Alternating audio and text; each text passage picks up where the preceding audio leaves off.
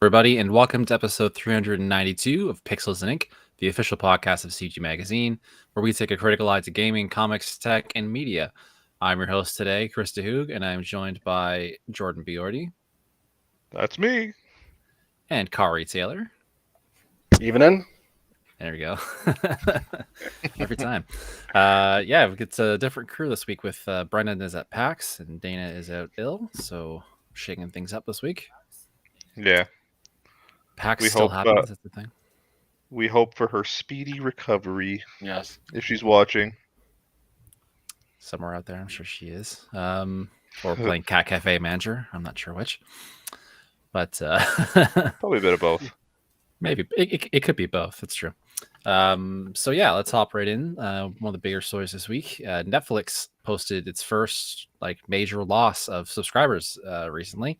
They've hemorrhaged 200,000 subscribers recently, and their solution to that is to crack down on more users by getting rid of sharing accounts. Yeah, those Strange damn flex. dirty pirates. Am I so badly out of touch? No, it's the password sharers who were wrong. Well, because I know I heard about this, or I was looking into it a little bit, and it's a multifaceted problem from at least from what they were kind of saying, because a lot of their projected growth came from sort of COVID related numbers, so a lot more people were subscribing while they were stuck inside, and I think now that things have kind of eased off, a lot more people are sort of getting rid of their subscriptions, and also because realistically there's not that where it comes down to the big the meat of it, it's the content is king, and Netflix just really doesn't have those big knockout thing shows to watch that should justify having a subscription, right? Yeah, to an extent, yeah. The streaming wars are definitely heating up, and it's getting harder to stay relevant with 14,000 streaming services to choose from. And then yeah, obviously the pandemic is a factor. I didn't factor that in myself, but it's just a strange philosophy to, hey, we're losing users, let's get rid of more ourselves. No one leaves us but us. Yeah, it's definitely a very short-sighted thing to try and find ways to because to pin it, like you said, to pin it on people who are sharing their passwords is kind of a shitty thing to do to people, when realistically not a lot of people can afford to have Netflix subscriptions, which which is part of their talk was potentially having an ad version that's a lot cheaper than the other subscriptions, which I think it doesn't. I think a version of Hulu does that. It used to, anyways. I'm not sure anyone still does. Yeah.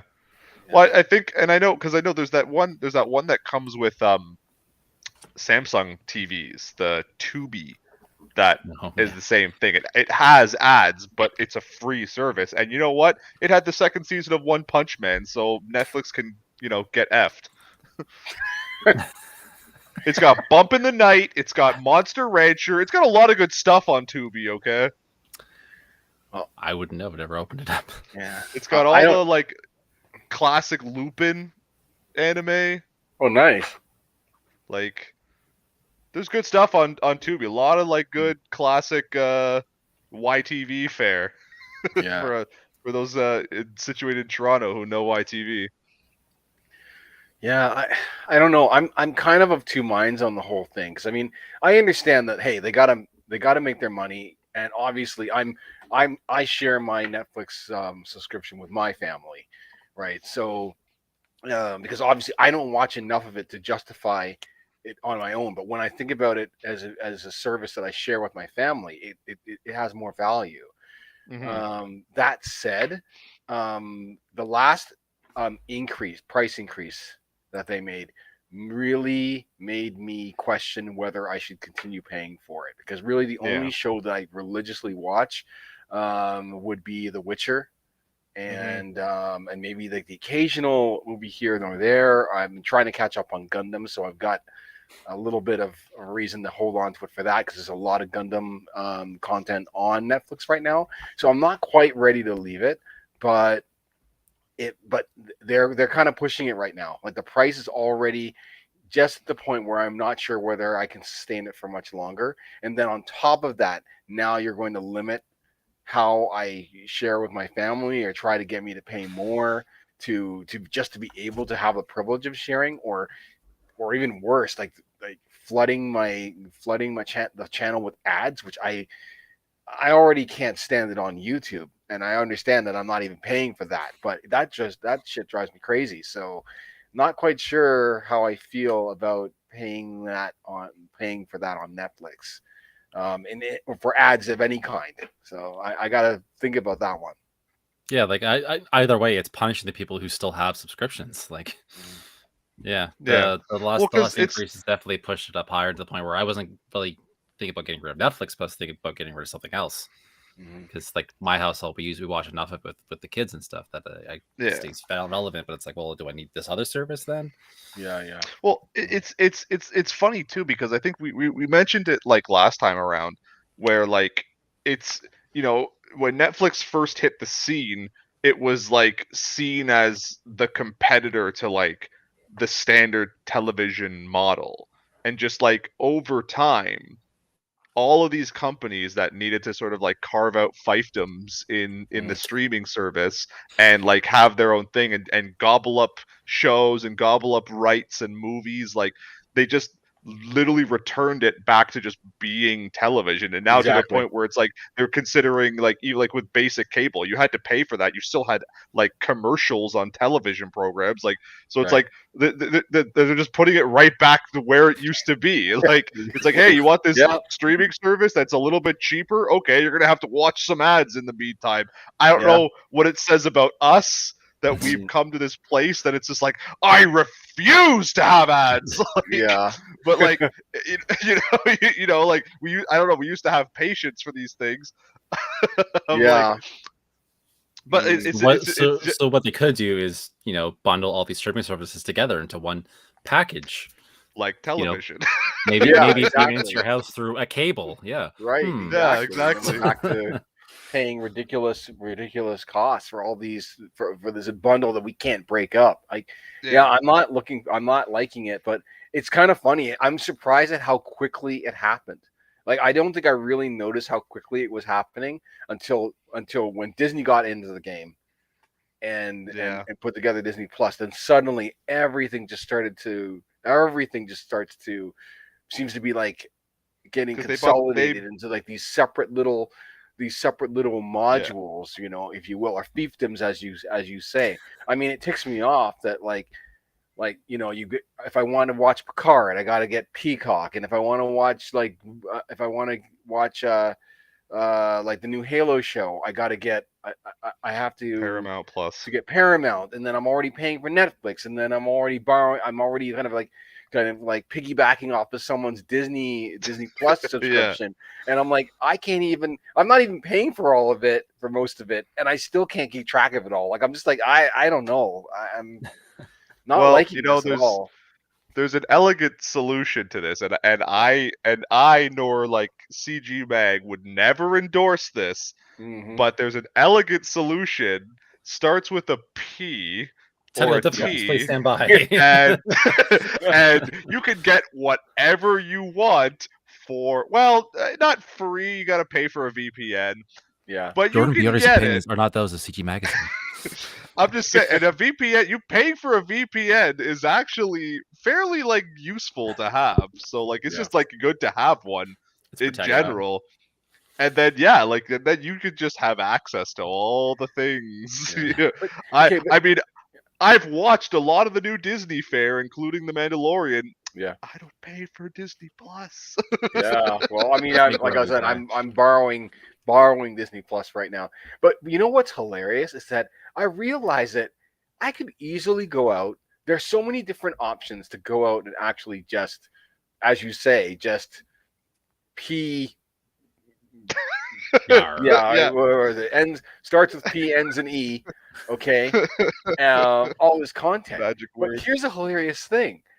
I feel like I don't have the time to do that. But the amount of Kahari, everyone I talk to says this. I don't have the time. I don't understand it. Like, it's too the complicated. energy. It's like I can understand it. It's so easy. It takes no effort. Like, that's what makes it so hilarious to me, is that it's so easy to steal. I don't understand why more people don't do it. Oh. Like, and I get the logic. You should know what my day job is. Then you understand how easy it is for people to steal things. Dear Like, God.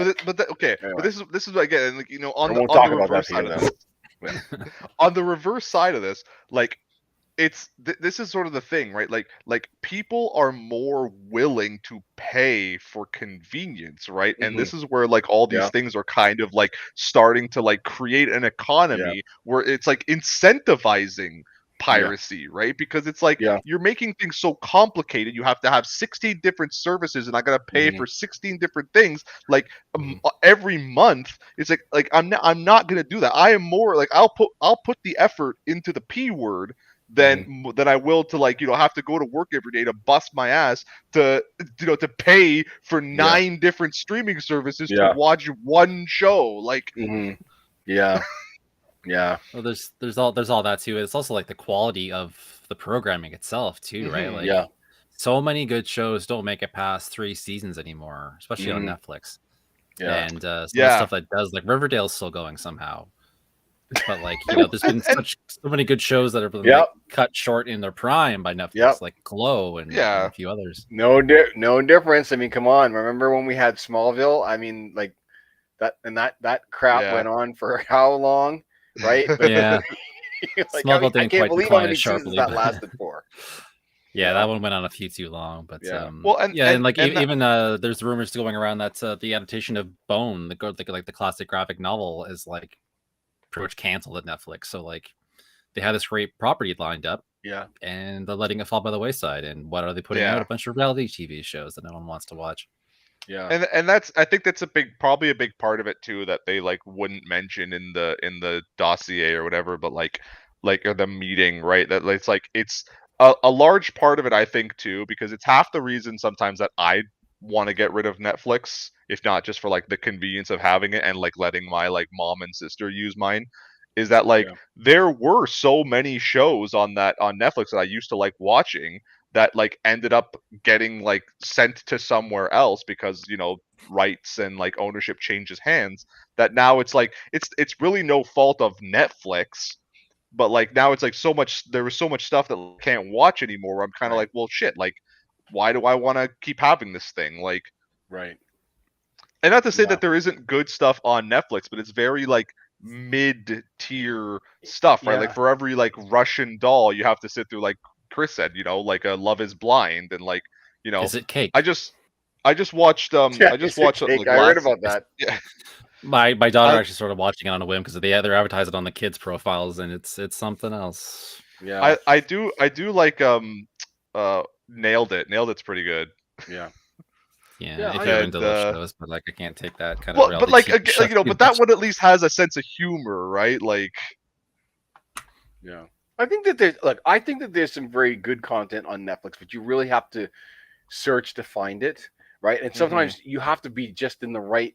It's content that I feel like I have to be in the right mood to actually enjoy it. It's not like I come to Netflix going, unless it's The Witcher, I don't usually come to Netflix like craving to watch this specific thing, because often I'll come to Netflix in the mood to watch a certain thing, and then I'll search for it, and of course the very thing that I actually want to watch, it's not they there. don't have, but they have all the other adjacent stuff, starring the same actor or whatever, or some cheap knockoff of it, or some, and it can kind of. I always find that in the end, most of the time when I watch Netflix, like, I often end up not watching anything. I end up, like, going through the menus looking for something to watch, and then eventually I just give up.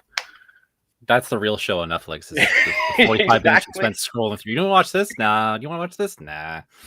Yeah, that's the real show. Yeah, I can't say that about Disney Plus. I fire up Disney Plus, and I'm like, I'm either watching the latest Moon Knight episode, or I was actually watching, like, Age of Ultron, of all things, like, a couple of weeks ago, because I was just like, I'm testing on a monitor, but I also thought like, I haven't really seen that movie. Like most people don't talk about that one, and I actually said it's still an enjoyable movie. It's not the best of them, but it's a very enjoyable movie.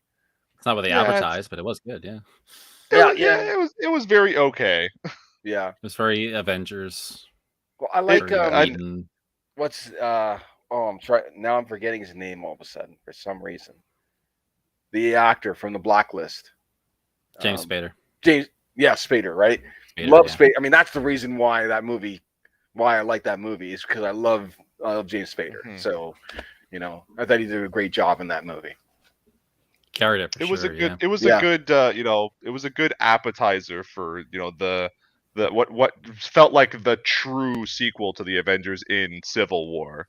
Yeah. Yeah, absolutely. Gave us Yeah. Wanda too. So there has Yeah, that going for it. exactly. We True. needed those care. We needed That Vision. whole- We needed Wanda. And that whole Quicksilver debacle, which is still Oh, jeez. kind of going on. Yeah. Yeah. Now he's gonna be playing Craven. It's all messed up. Oh Anyways. no. Well, didn't they Oh, introduce really? the one from Yeah. the Oh in I can kind in- of see it, in- but it's like you already used him. yeah. That's kind of weird. But I mean, look, he deserves a little bit better than what he got with Oh god, he deserves absolutely. better yeah. than what he got with Definitely. Quicksilver. Yeah, so they Definitely. can knock off Quicksilver because they'd already pretty much established Quicksilver at that point, right? In the Yeah. X-Men movies. So it Yeah, was they like, would've, yeah. wait, this is what you're giving us? You're giving us this guy, like, or Yeah. this not the actor's fault, but the character that they gave. It's kind of like, oh, well, this is they're gonna knock him off, like Didn't- it's You not didn't see gonna that's make coming. Didn't they reintroduce him though in WandaVision, like with the actor who played him in X-Men? Yeah, kind of. as a kind of, but yeah, not. I mean, I don't know what spoilers, but it's like it kind of hints that he might be there, but even then, it would not be that. It would be that Quicksilver from the one that everybody liked. It's not a revival of the Quicksilver from. Well, I think From- that was more just to tie the MCU and the Yeah. Sony verse together, right? Because now that Disney has the rights to all that stuff, they can do that.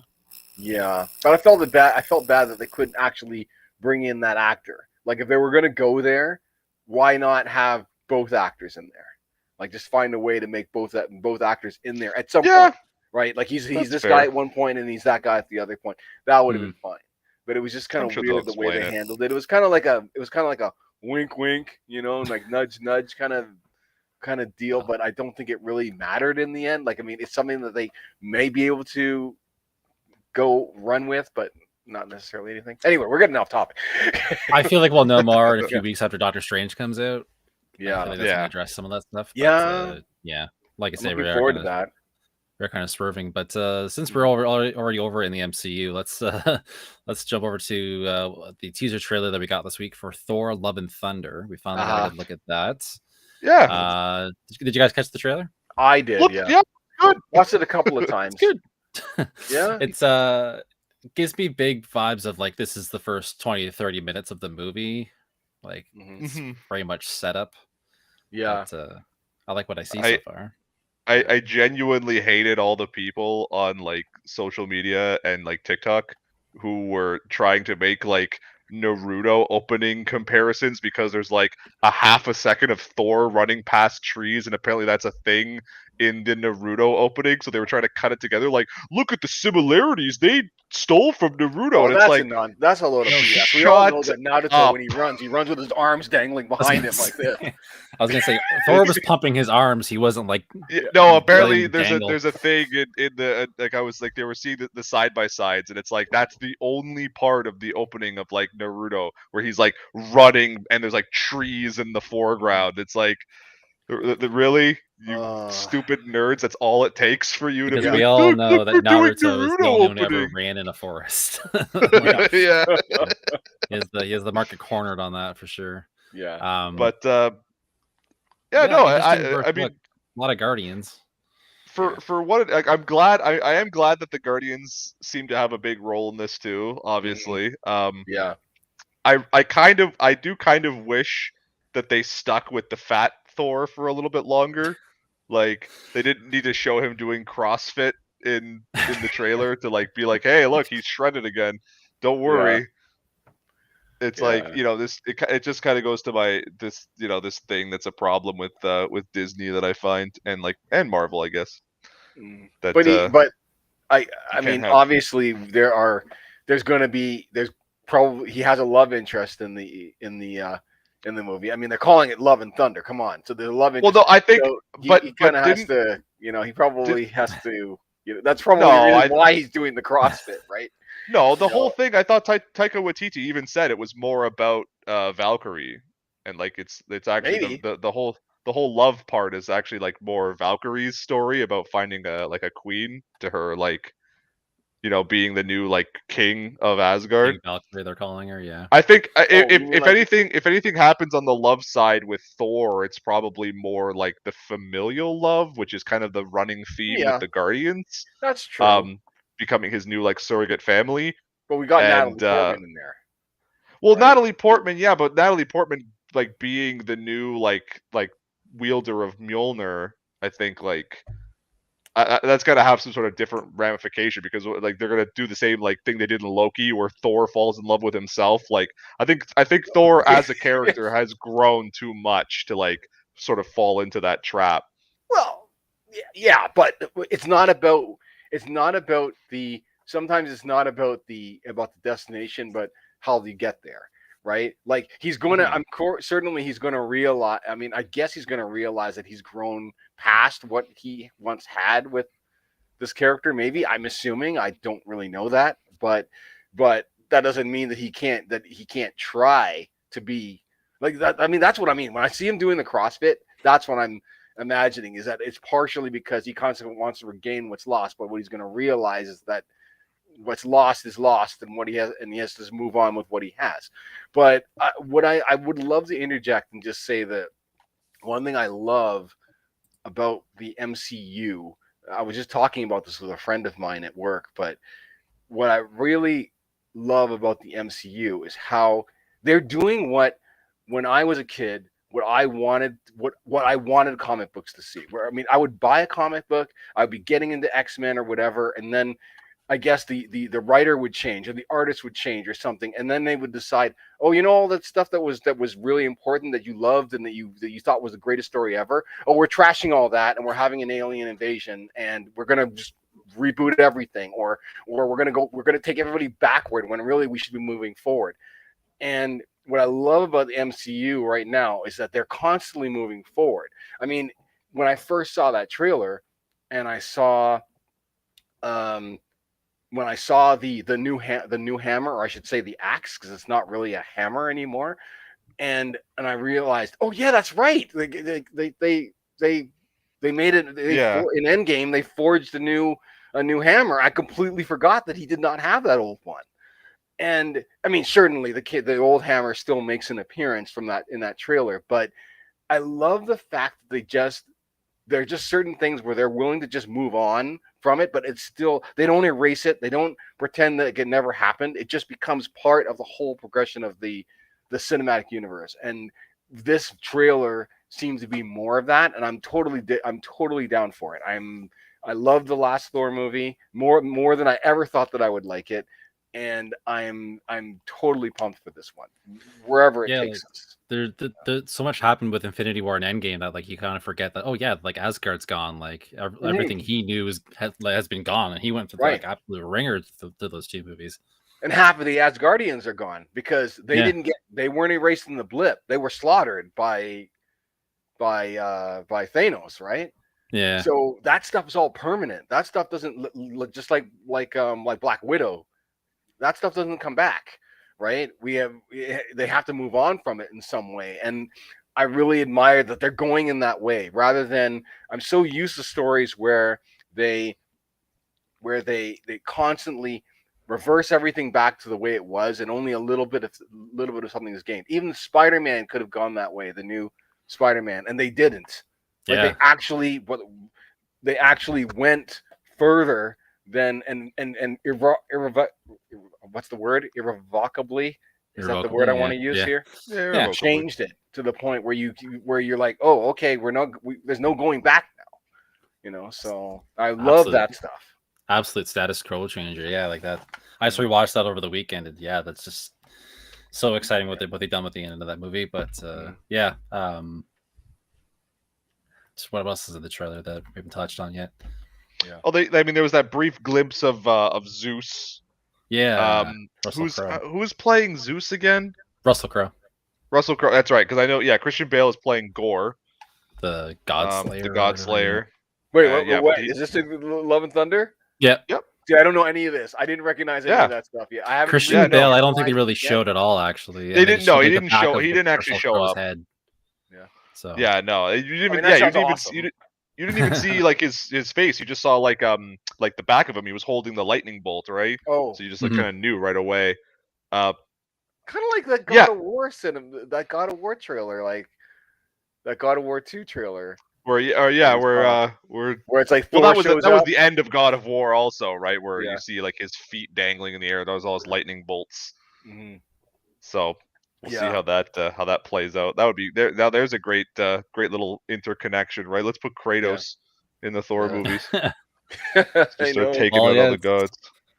they're really expanding like the whole impact of like gods in the MCU right now, because you've got Thor's bringing in Zeus and some other Greek figures, and then over on Mhm. Moon Knight you've got Khonshu and like that whole Yeah, Yeah, pantheon. yeah. And the Eternals Well, brought a whole other yeah, I was about to smattering of say, stuff in, and I'm like, the Eternals. how's this all gonna fit basically all together? gods. Like you've got all these factions. Yeah. Like how are you gonna like tie them all together, and how do they interact?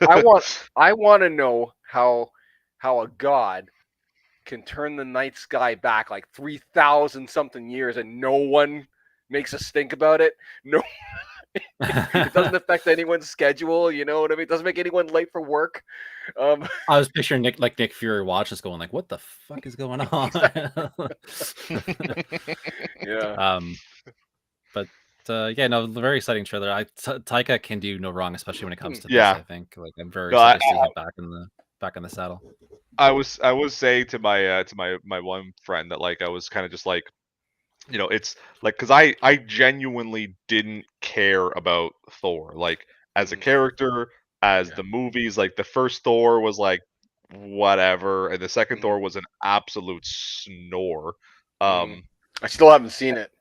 It's I garbage. don't mind it. Don't. It's not bad. It's fine. It's MCU. It's fine. It's like and then so when Ragnarok hit the scene, I was kind of like, okay, this looks kind of neat, whatever. I didn't know initially that Taika Waititi was directing it, but then when I sort of found that, I was like, okay, I know I need to go see it. So I went and saw it in the theater, and I was like, okay, like now I care about Thor. Like Taika Waititi made the movie that made me like Thor. Like Right. Yeah. Yeah. That's one sentiment that I keep hearing this week after the trailer dropped. Like, yeah, Thor went from like being kind of just the most boring Avenger to being the most interesting in a lot of ways. So, yeah. Yeah. Most that's from Taika, but like it is also like the Russos with Infinity War Endgame, because he was a pretty central part of the emotional crux of that, which again is weird when you consider the way the first movie started. Yeah, I mean, well, I think they gave him friends. I mean, I think that's the biggest thing. They gave Thor people to actually care about, so it actually mattered what happened to them, and that affected him. So when I think they did such a good job of turning around that character. I mean, I accepted the previous two movies because I'm thinking, well, geez, I mean, how many good comic book movies were there at that time? Like Marvel was the only company that was consistently making decent ones. So I was willing to. I mean, it's like kind of like Iron Man. Like Iron Man, yeah. A lot of Phase movie, 1, and then the second number third one was absolute. Ugh. Like it's a hard sit. But like, the first one, but there was cool good shit for what they it took was. from that. Yeah, absolutely. Like the Armor Fu stuff, I hated. That stuff was just ridiculous. Where it got to the point where it's like, oh, I'm the transmitting the suit across the country, and it's kind of piecing together just in time for him to do certain in a fight scene. It's moving at hyper speed. Yeah, yeah. Phase 1 doesn't hold up as well anymore, but yeah, like you said, there weren't a lot of other options at the time, so it was kind of skated by. In the end, we got We got Endgame from that. So like Yeah. like Thor like Thor. I'm saying Thor. I'm sorry. Iron Man. The movies. The first movie was great because obviously that kickstarted all of this, right? Or like the new path that they were on anyway. Yeah. And the other two movies kind of sucked. But that said, we got the Iron Man that was pretty much kind of like the leader in the Avengers, and so many things hinged on that. So it was well worth it. Like it was well worth suffering through those two movies to get what we got in the end. So, and now here we are with this absolutely buck wild thing on the Yeah. horizon. So, and Doctor Strange too. Like I forget it's so close. I was just about to say that too, because it's like it's Marvel's really pulling in the talent, like you were saying with Taika doing like the Thor movies, and now we have Sam Raimi doing doing Doctor Strange. Like yep, gotta love like it. the directors, and also just the sheer number of people they have in each movie. Like look at I know at No Way Home and all the people they had in that one movie. Yeah. Like that's the cast for like 3 blockbusters of its size, and they had it all in there, and it all worked. And really well, seamlessly. Yeah. Same thing's gonna be happening with Doctor Strange. I feel like you've got like Wanda and Doctor Strange and a bunch of other characters that could like carry properties of their own, and they're all going to gel together. Yeah. So. I mean, I guess I'm risking spoilers here, so I don't want to like. This is the spoiler podcast. Just do it. No, it's not. Okay. I'll just go out and say it. I'm really getting fed up though with the plot device where X character becomes inexplicably becomes instant asshole, right? We had that in the what was it? Not Endgame, but like the previous one, Infinity War, where Star-Lord just does the most illogical thing, right? Given the stakes, given what we know is going to happen. It makes no sense. It made no sense, but they went and did it anyway. And then Spider-Man, they went with this Spider-Man, exact same thing. Why the hell did that movie even happen? Because his friends couldn't make it, didn't get accepted at their universities, and so he decides to go and fuck everything. Sorry, pardon my language, but that's the only stuff. Like, it's just small things that I'm thinking, wow, I couldn't have written that if I'd wanted to, because I just can't believe that someone would do something so reckless for such a selfish reason when they've already come back and seen half the universe gone. Yeah, right? but that's kind of two small things. It's funny to most people, but to me it was like, that's kind of missing the point, though, isn't it? Because the whole Peter's motivation to do what he did was done out of not selfish intent. Like his actions, his being Spider-Man, was messing up the lives of the people that were close to him. So he was trying to fix that for him. It was him kind of being a stupid kid and constantly making adjustments and bugging Doctor Strange. I can't go, but it's that very thing. It's that very thing that you're saying that makes me think that it was selfish. It's one thing to say, okay, I want these two friends of mine to get through school because I screwed up or whatever. But then when he's hemming and hawing about the different, actually, I just want these people to know, but obviously this person needs to know and whatever. And you're like, wait, you didn't because he plan didn't this out all the way through before you came to Mr. Strange, Doctor Strange. I mean, no, he's still a kid. You got to give, okay, we're diving way too deep into this because that's why I don't want to get into spoilers, because obviously, but some spoilers. It's a friggin' basic plot of the movie. Yeah. No, I get it. I'm just saying, I would like to see. That's the second time now that I've gone to a Marvel movie where I'm like, I love everything about this movie except for this one stupid thing where it's like a character does something that really doesn't make a lot of sense given their knowledge of the situation that they are in, given what they have already been through, right? Star-Lord more than anything else. I mean, Spider-Man, I guess I can give him a pass, but because I mean, Strange is enabling him, but Star-Lord, really? No, I'll even you're butthurt over one person dying. Meanwhile, the whole universe is at stake, and you but do what you did. I want to see that end. That's all. And that kind of grossly ignores Star-Lord's whole arc from the first the first Guardians movie where he was like genuinely an asshole man child and he was slowly growing by his like through his surrogate family. The end of Guardians 2 where he sort of like had to come to that conclusion where like, you know, he still is pretty him and Gamora are still pretty broken and they have to like do more like healing. And what in Infinity War where he basically like almost comes to that point, right, where he's willing to put her like and other people's lives in front of like other people's like happiness or like safety in front of his own by like actually like accepting that if Thanos got Gamora, he would kill her like she asked him to do. But Thanos denied him that closure. So naturally, he would have a lot of pent up like rage and like frustration because he wasn't allowed to actually complete his arc. So that makes finding out that she said that Thanos like threw her off a cliff.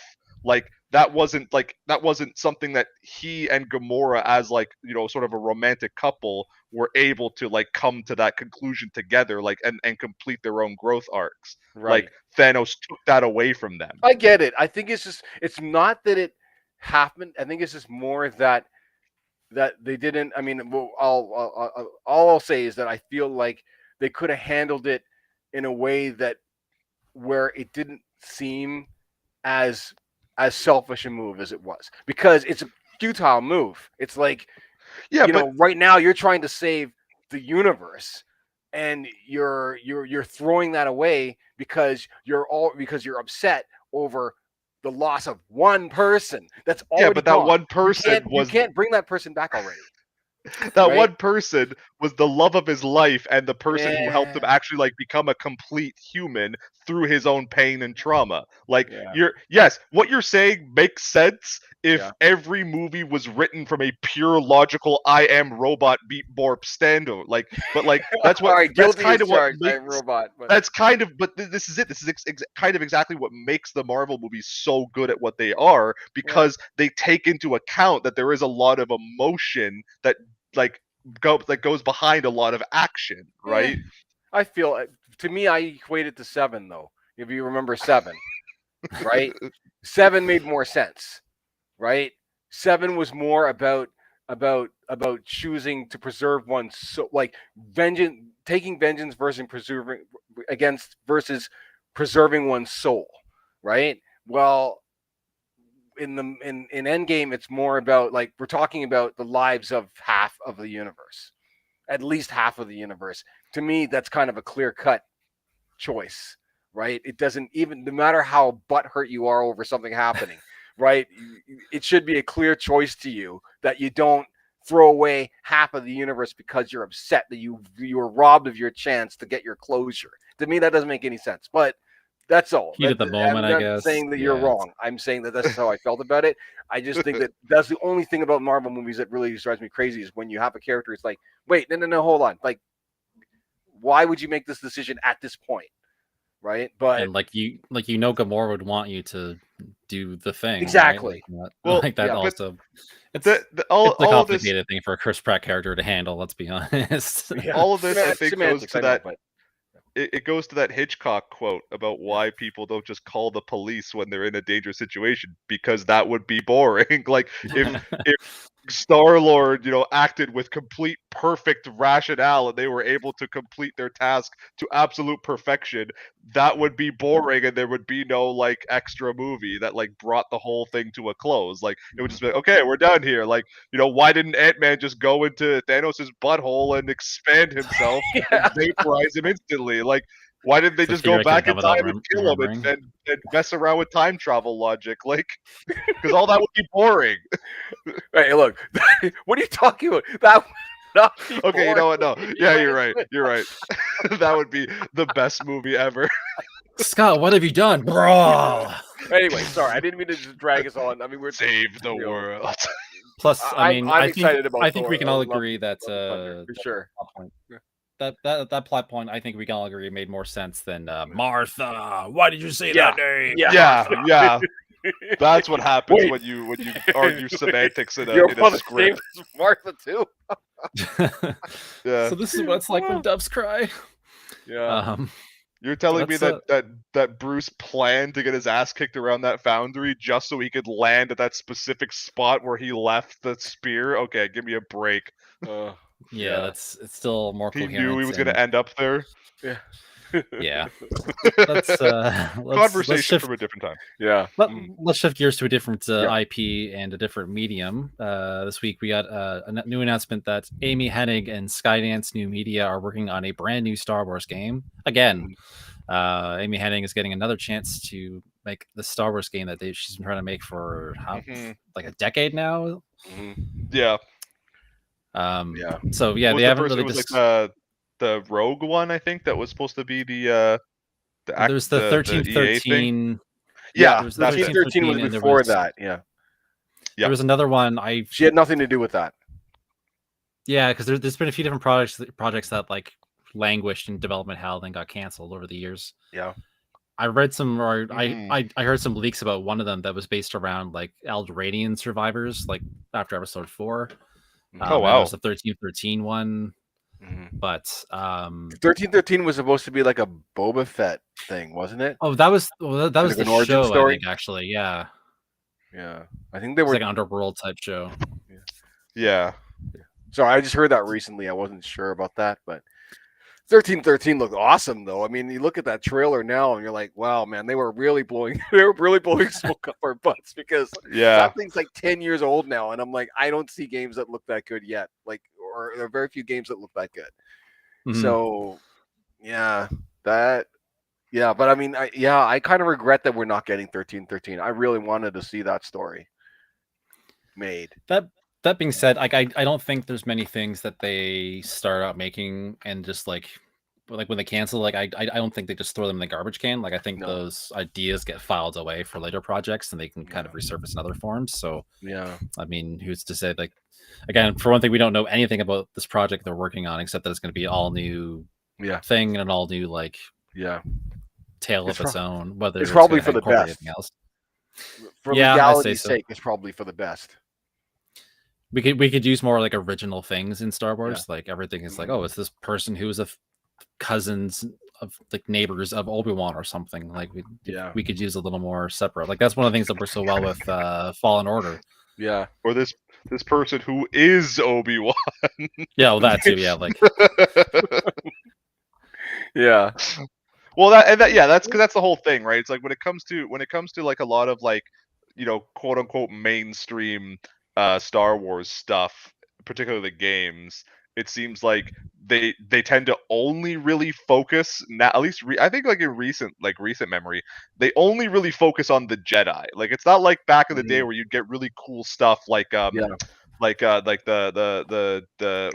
the one with the Clone Wars Rogue Squadron? Oh, what was the name of that game? Republic Commando. The Republic Commandos. Yeah, that game was rad. Even the Star Wars Bounty Hunter game where you played as Jango Fett, right? Like a lot. Lucas, I feel like Lucas Games was a lot more like experimental with Star Wars stuff, and it didn't always work, but like when it did, it worked like gangbusters. Yeah. Even with Battlefront 2, like the story mode in that one, focusing on Inferno Squad, like the Imperial deserters, like that was a really cool narrative in itself. And like again, like you had cameos from Luke and Han and stuff like that, but it still was used in an interesting way. Yeah, like you fight on Naboo with Princess Leia. Yeah, like the original Rogue Squadron on like the N64 that I remember, where it was more fun to like be like fighting alongside like Luke and Han like on the Death Star than just like, ooh, I get to be Luke for the 9 millionth time. Like it's more fun when you can insert yourself into it, you know what I mean? Like I don't see any reason as to why this will not reach completion because I believe like Skydance is Amy Hennig's studio, or at least she's more involved with that studio. Like she has a lot more creative control than she did over when she was working on the project for EA. where EA just put the kibosh on it. But I'm really hoping that we're going to get to see this thing in the next few years, because I've reached a point where I'm too old, all right, for to see this stuff get canned anymore. Like I don't know how many gaming years I have left in me before I'm just like, ugh, I just can't do That's it anymore. enough. And I'm tired of like all these delays. I mean, you know what's really depressing? That freaking like Nvidia leak, or what is it? Nvidia Yeah, that leak that Nvidia came now, out, yeah. and basically we know like what 70% of the games that are going to be coming out in the next like five or so years. We all know now what they are going to be. There's nothing for me to look forward to anymore.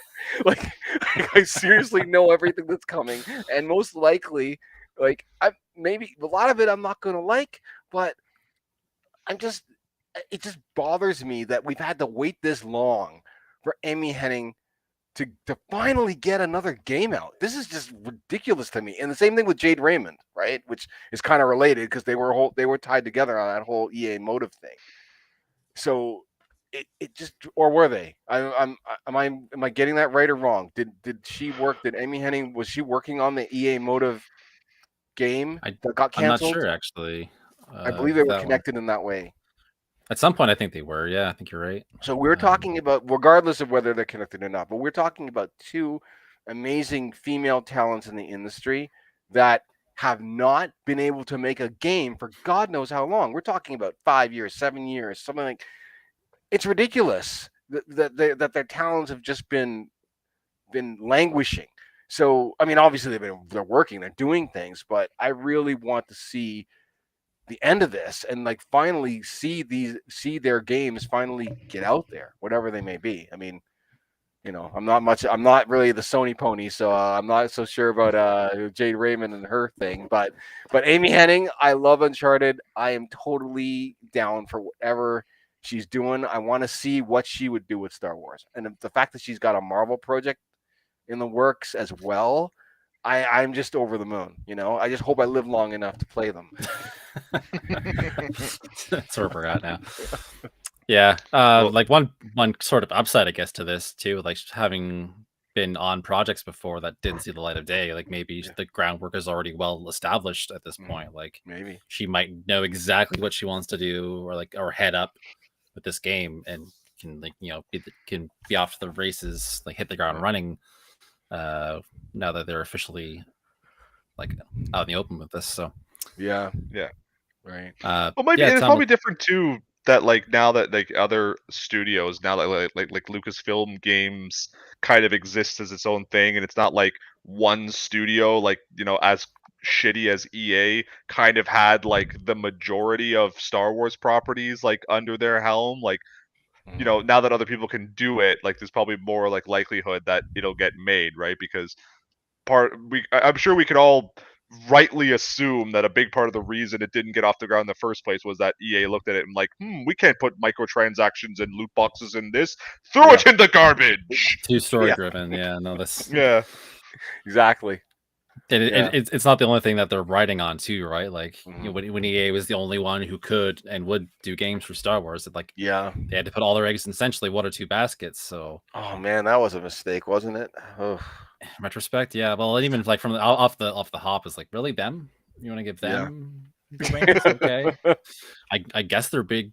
They made the football game. Yeah. they used to make good games, and then they got greedy. But like now you greedy. Well, yeah, Greedier. they showed it and got out of control with it. But yeah, like now we also have, well, it's not quite official yet, but there's just, like the sequel to Jedi Fallen Order coming from Respawn. Yeah. Yep. There is Eclipse coming, for better or for worse, from studio. Yeah. Aspire is working on the Knights of the Old Republic remake and a bunch of other ports and stuff like that. So could be a promising time ahead for Star Wars games. I'm pretty excited. Yeah. They should do a big collection pack of the Super Star Wars games and put them out on everything, but mostly on the Switch. I just played Super Star Wars recently, and it's hard as balls. It's hard as balls to get rid of it. It's hard as balls. I don't know. I actually remember beating that game back in the day because it was like one of the like 6 games I owned on Yeah. the Super Nintendo. So we used to just play it constantly. I think I had the Game Boy version of that or something that was based Well, off it on Game Boy. The game, and that was the probably Game Boy better. version. The Game Boy version was based off of the Famicom version of the original, like Star Wars. Oh no, And then not the they made Famicom version. Sorry, because the Famicom version was wildly different. The original, like the American Nintendo version, and I had that one too. It was great. It's great. Didn't Super Star Wars come out on PlayStation like a couple of years ago? I think they did. It was part of a package or a pre-order or something. Maybe, yeah. I think you're right. Yeah. I was playing it because I was testing out like a 3-in-1 console that I'll talk about later. But I picked up a complete and box copy of it a couple of years ago for a really good price, and I hadn't really ever played it before. So I popped it in. And I was like, oh, this isn't quite so what I thought it was. It's weird for me to see this just because it's like how do you put a game like Super Star Wars, like Super being in the name was specific to the fact that it was on the Super Nintendo on the PlayStation. You know what I mean? It's just so annoying. Oh man, I remember having the Super Star Wars and on the Super Famicom. Oh, sorry, on the Super Nintendo. My brothers had it. I'm sure we all played it to death. I don't think any of us beat it. Dear God, that game was just hell. And I'm pretty sure we played the others too. We played Jedi. We played Empire Strikes Back. You know, we played all of those. Yeah, and then I'm not. My memories of it are not fond. I remember tearing my hair out a lot of the time. No, we loved it. But yeah, they were some of the best Star Wars games that I'd seen on consoles at the time, for sure. Unquestionably. Even just the music alone, like how good it's a testament to how good the sound chip was in the Super Nintendo, because those tracks and a lot of those sound effects sound like almost like they came right out of the movie. Like it's so like go play Super Star Wars. Yeah, play Super Star Wars just like for the beginning, just for the Battle of Hoth, because that music is like almost like 1-to-1 perfect. Yeah. No, I agree. It was burned into my brain for a while, like those soundtracks. Yeah, for sure. Well, speaking of old games, there was a new collection. Well, not a new collection. We knew this was coming, but Sonic Origins got a release date. Another collection. Another collection, but not just any collection. This is going to see the games remastered for the first time. Not straight up emulated, although there will be an option to play them in their original forms. It's coming out in June. Did you guys catch the trailer for that? I did. Yeah, no, it's they did sort of the same thing they did with Sonic Mania, and it was it's like they had the little animated like vignettes too that were really nice. Well, coincidentally, the Sonic Mania team is working on the Sonic 3 and Knuckles port, so which I now I believe that's all 4 games that are in it are remastered by them. So yeah, consistency. It's very cool to see. Just because I kind of I still have my like Sonic collection for the DS, and it's always fun. But that's just the first 3, or I guess 3.5 if you count and Knuckles as something. And like it those are such timeless games, and also to include Sonic CD, which is like arguably the best Sonic, like the classic 2D Sonics. It's tough competition for sure. Already got on that Xbox. It's been available on 360 for like ages, right? It's been available on a lot of places. Sonic CD, I mean, the 3 is the trick. Is the 3 is the one they are? 3 is in this, right? 3 is in it, so it's Sonic 1, 2, 3, and Knuckles and CD. Okay. All right, all remastered. That's a good collection. Yeah, absolutely. Yeah, like it's. No, that's the definitive Sonic collection. Like I was looking into it, and like it's been about 10 to 11 years since they were like bundled together, and even then it wasn't perfect because like you don't always have Sonic 3 and Knuckles in there. Like the copyright issues with Michael Jackson kind of make porting them a bit of a nightmare. So like you never quite get them all in one spot together. But now they've done that, and they're also like doing the whole remaster thing. So they'll have the anniversary mode where you can play in like full 16:9 and I'm not sure there's going to be any further gameplay like revisions, but just that alone would be nice to have, like without the slowdown and all that stuff. Yeah. Mhm. And again, like so, like Sonic CD is like so good, and I don't think people really appreciated it in its time. Yeah. Oh yeah, no. And even just like the thought of it running on like a PS5 or an Xbox Series X, where you don't have that like as much of a load time as you're going between the different states, Right. like that, Yeah. I think is going to be like a big difference. Because I was Mhm. I had the Windows 95 version as a kid. Yeah. Oh, Of Sonic Jesus. CD, and like it was like, oh god, I hit the signpost, I didn't want to go, and then it's Yeah. like 30 seconds of the loading animation, Loading. and then I Oh, have to go back no. to the other timeline though, and 30 more I- seconds of loading. I swore I knew a guy who had that, a kid who had that, and I slept over his house one night. We tried to play it, and it was like maybe my first experience with like a creepypasta, because I think it might have been like a cracked version. So it Oh, always no. got to the part in the beginning where like the music gets really scary and Metal Sonic like takes like Amy, and it just like froze there. Like so Oh, you no. couldn't actually like move past the screen, but the like that like horrifying music was just like playing the whole time. Oh no. And it was just it was such a weird experience. that boss music where that like really slow laugh kicks in. It's all Yeah. it It was so genuinely horrifying. Yeah, it's a classic, and no one I appreciates gotta that. I gotta revisit the 360 version. I mean, I really didn't. My friend, one of my best friends was the one who pretty much owned a Saturn. I think I owned a Saturn for. No, wait, we're talking about Sega CD, right? So yeah, I CS, think he Saturn, owned the yeah. Sega CD. So I think I borrowed it from him. I didn't have a Sega CD for a while, but I eventually did get one for a bit, but not for long. But yeah, I remember he had it, and he knew the ins and outs of it. I didn't really play that much of it, but I just thought that it was really cool that we were getting Sonic CD, and it was actually had like time travel elements. I always thought that was something that you needed to do.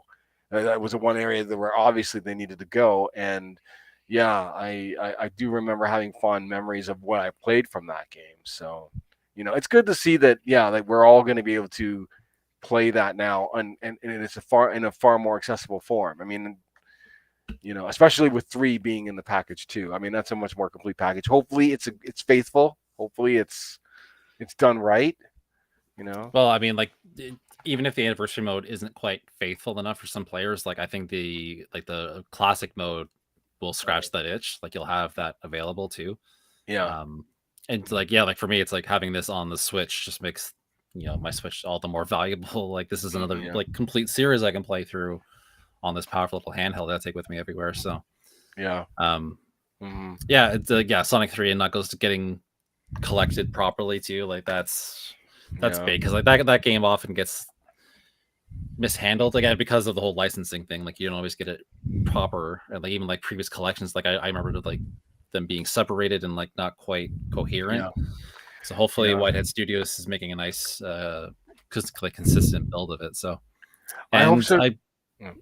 I believe you can play as Knuckles in Sonic 1 now, which is something that's brand new Oh, That's okay. pretty for the cool. anniversary mode. I believe pretty cool. one of the levels they show him in the trailer was like from the first game. So That's cool. Yeah, Yeah. that works.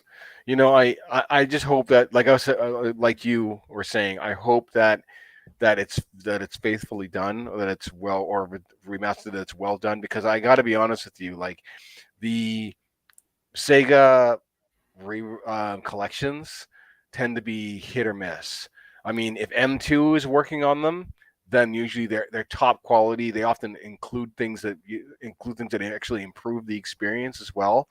But like I remember that Sega Genesis collection that they released last gen, and I got to be honest with you, or is it last gen or this gen? I guess I think it came out on technically Steam it's and, last like, gen, but it's really this gen too. It's like an Xbox One, PS4 release, Hmm. and that particular one, that Sega Genesis collection that they had, it had terrible, like there are certain parts where it just would mess up. There would be like high pitched like squeals that would happen every now and then. Like where I literally would yank my headphones off because it was that loud and piercing that it was painful.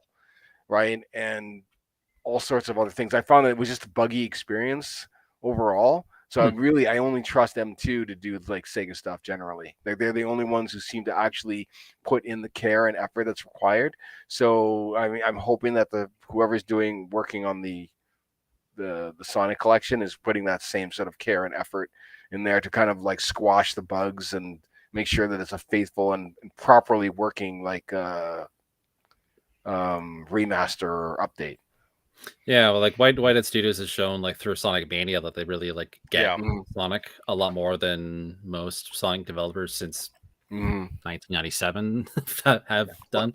So Well, that was half the thing with Sonic Mania, right? With Whitehead Studios, because there were like a lot of people who had been working on like Sonic fan games, and so like Sega just said, "All right, you guys want to make a game for us? Here you go." Like, yeah, so they just really gave them the resource. I don't understand why that doesn't happen more often. Like Sega sits on so many IPs that other developers, even indie developers, could probably do better than they do these days. And it's like the fact that Streets of Rage 4, like I don't understand how they made that.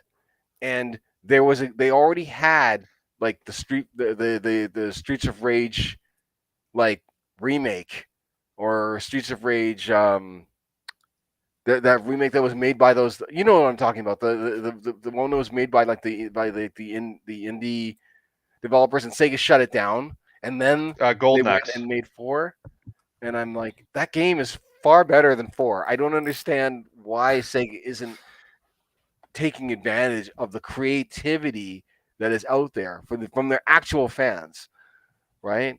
Rather than trying to guess what we want. You know what I mean? you Like kind of say Sonic, the same at thing least for Nintendo too. Yeah, that's true. But Like Sega, the I feel whole like Sega should be more AM2R, flexible. Mhm. You know, Nintendo Well, I makes think- enough money to just be that elephant that just keeps going like, nope, nope, nope, nope, nope. We're doing fine, right? But I get think Nintendo.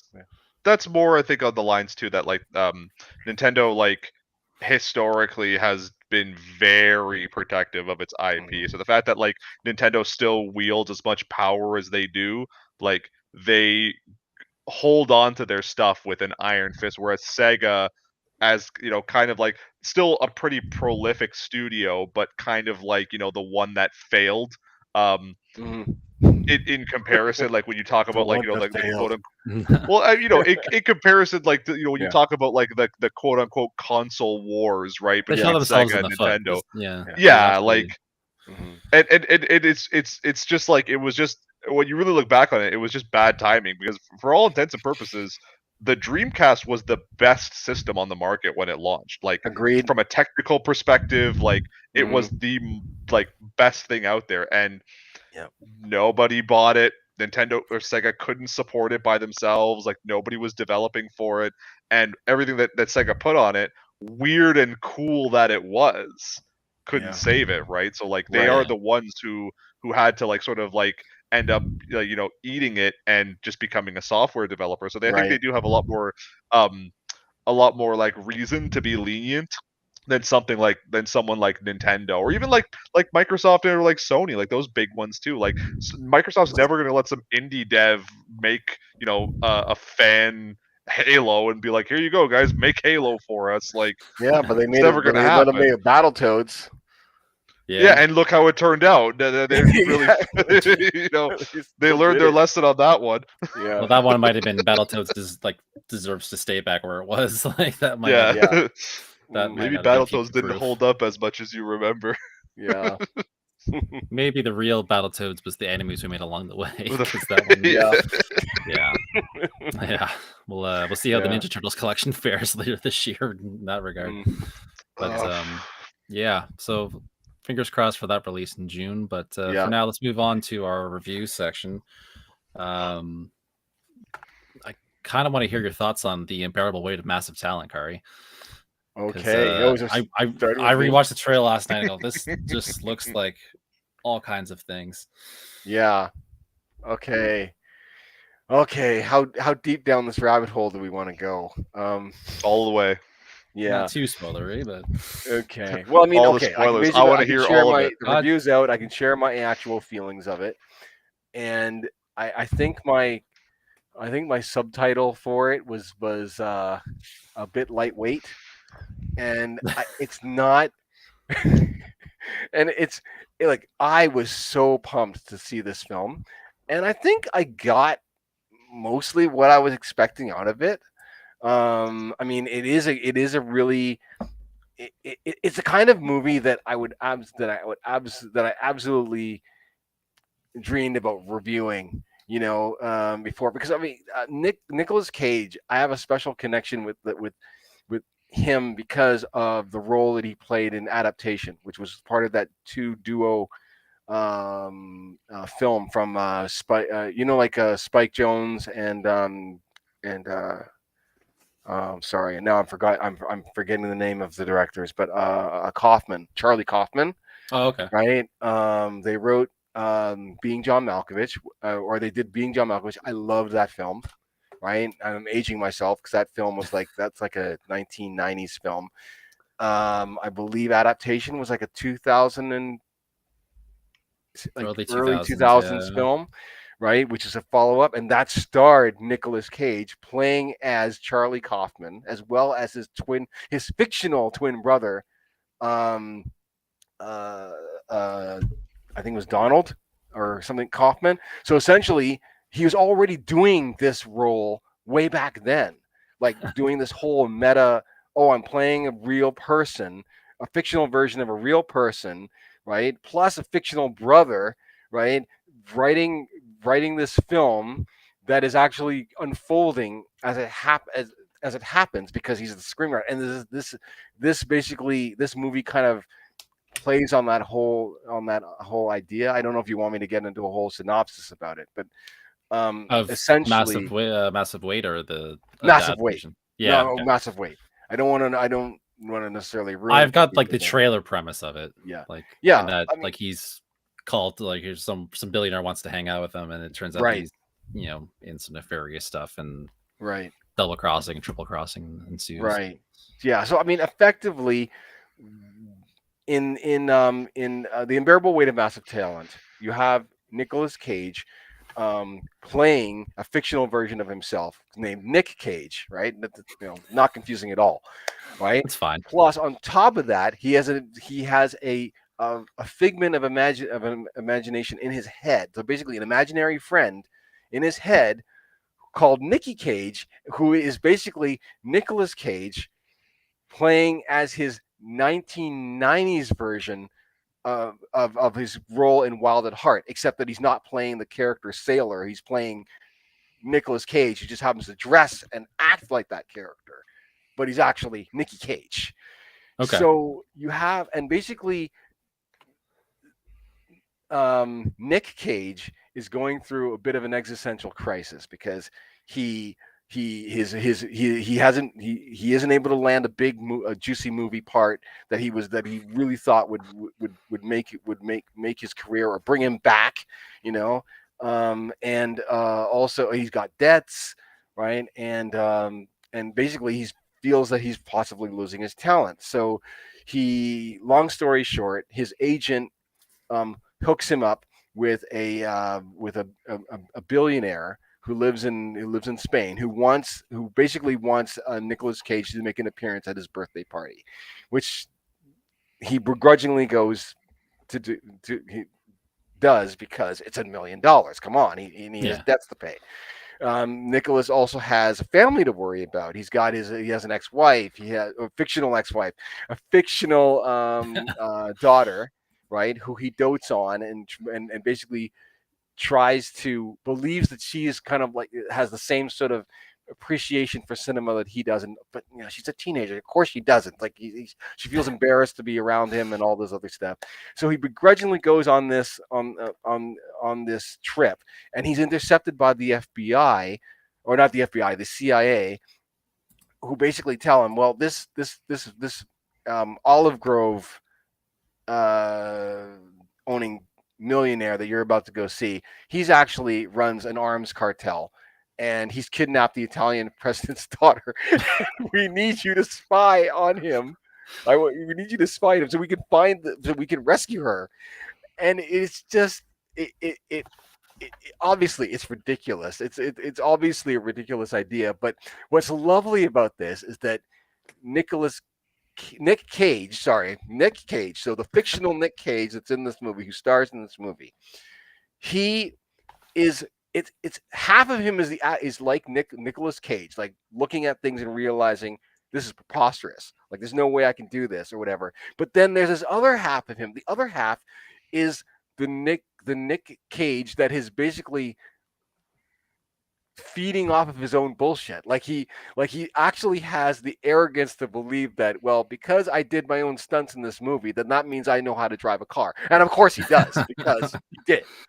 Right. But then there are other times where it's like you're thinking, okay, he was a national treasure, so he should be able to figure out how to slip around and do spy stuff, right? And get out with the information before the guards come back. And he'll absolutely fall on his face, and like some of the most hilarious stuff happens because of that. And it's just in that way, I got some great laughs out of this movie. I think most people if you're a Nick Cage fan or a Nicolas Cage fan or a Nicky fan, whatever version of Nicolas Cage you like, I'm sure that you will enjoy this movie. My only real complaint is that Nicolas Cage is an actor he's a prolific actor. He's been in the business for 40 years now. 40 years. And this film, which is still chock full of a lot of references, really seems to kind of focus around the same films. There's only a handful of films where you really feel that connection to, where you're like, oh, okay, I've seen this film, or they show a scene from this, or that memorabilia there and then this museum is from that, or they're referencing this, right? Mm-hmm. But I really feel that the kind of movie that it is, especially with the title that it has, I feel like the unbearable weight of massive talent. You're like saying that there's this unbearable weight, and I feel that, but it really only just kind of skirts on the surface of where they really could have gone. It's not a Being John Malkovich. It's not an adaptation, which is not necessarily a bad thing, but I feel that the writer director, Tom Gormican, I mean, clearly he's not a Charlie Kaufman. He's not a Spike Jonze. And I think that kind of shows in this, but other than that, I feel that absolutely, if you're looking for some good laughs, so there's some great how do I say, assists from the supporting cast. Pedro Pascal is adorable. That's all I'll say, really. But he's amazing in everything I've seen him in. So, he's amazing in a lot of things, but he's adorable. He's adorable in this. I think the word adorable is really the word to use for him in this movie. And yeah, I'm certain like you're gonna enjoy it. I just think I just went in with a little bit more enthusiasm and expectations than what was realistic under the circumstances. But it's still a great expecting film. Being John Malkovich, like you would expect it to be very kind of like cerebral, I guess. Yeah, it's not going to be as cerebral as that, but and it kind of falls into more of a predictable pattern once it gets to a certain point, because the movie itself is like the other things. The movie is developing based on what's happening in real time. It changes. It changes based on the situation that he's placed in, right? Which I guess makes sense based on the whole premise. So I mean, the one thing I won't go too much further into it, but the part of the hook is that the billionaire, paid by Pedro Pascal, right, is not only a Nick Cage super fan, but he also has a script that he wants Nick to be in. So part of once they get over the awkwardness of everything, they become fast friends. And so they start working on this new story idea together. But of course, that story idea is being influenced by the fact that he's literally spying on this guy at the same time. And there are all these things that are getting in the way that change the direction of where they're going with it. So that's kind of, and that's great. It's very meta. It's just not going to be as cerebral as those other films that I mentioned. Yeah. So, how absolutely lost do you think someone would be if they went into this with absolutely no exposure to Nick Cage before? Like, Oh, if they've had no like, no do you think no this holds not up if very you have lost. like, no, really? No, Yeah. no, no. I don't think that first of all, like I was saying, the movie doesn't really touch on as many references in films as you would think.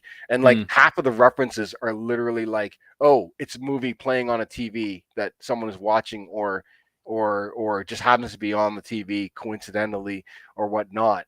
And and then there are little side references made here and there. But really it's not that kind of a it's not like, oh, if you don't know who Nick Cage is, then you don't know. As a matter of fact, hmm, this is perfect for people who don't know who Nick Cage is because essentially this isn't the real Nick Cage anyway, right? And what I said in at one point in my review, I said that this might actually be a great film for even though it is kind of meta in itself, this whole idea, it's kind of maybe the ideal film for parents who love Nick Cage to drag their kids to, or not their young kids. It is a yeah, PG 14A rated film, but teenagers. it's Yeah. a great film to drag them to because if they end up liking this simple action meta comedy, then they're going to say, wait, but dad or mom, what about who's Nicky Cage? What was that going on with that? And I'm like, oh, well, that's from Nick Cage from Wild at Heart. You got to see that. What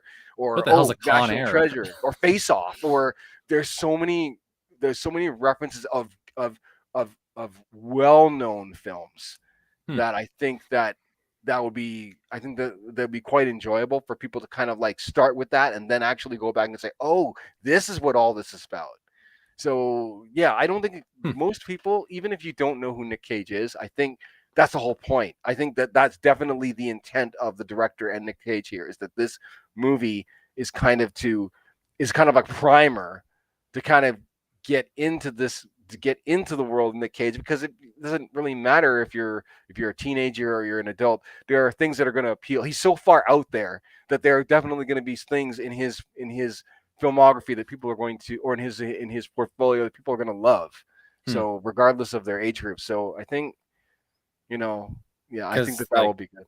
like the trailer and the premise kind of were like made me think that it was all going to be a big kind of in joke. Really, like this is only going to be Mhm. like for people who appreciate him or appreciate not appreciating him. Like Mhm. like making fun of him or whatever. Like it's going to be very cliquey almost. Like, but Yeah. no, that's pretty cool that it could be so much more than that. Although Yeah. through this whole thing, I just really want to watch Being John Malkovich again because I saw it when it came out, and I was way too young Yeah. to understand all the layers of it, and Right. didn't even know who John Malkovich was. So, so that's like I should give it another shot. Yeah. Gotta find Yeah. that somewhere. Maybe it's on Netflix. Mhm.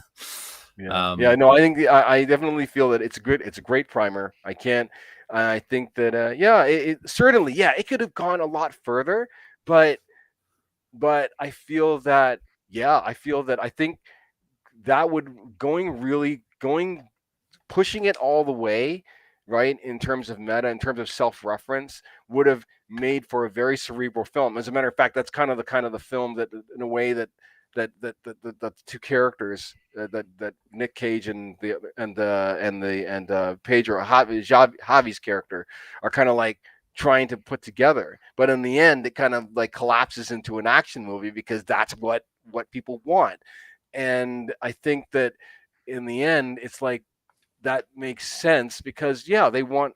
I think in a way, like they want to win from this, right? They don't want mhm. to make it to this film that is just so up its own ass that it can't that people can't appreciate, that normal people can't appreciate it. And I think that that's this film. I think will succeed in that, Awesome. right? And That's really cool. yeah, Looking forward to checking that out.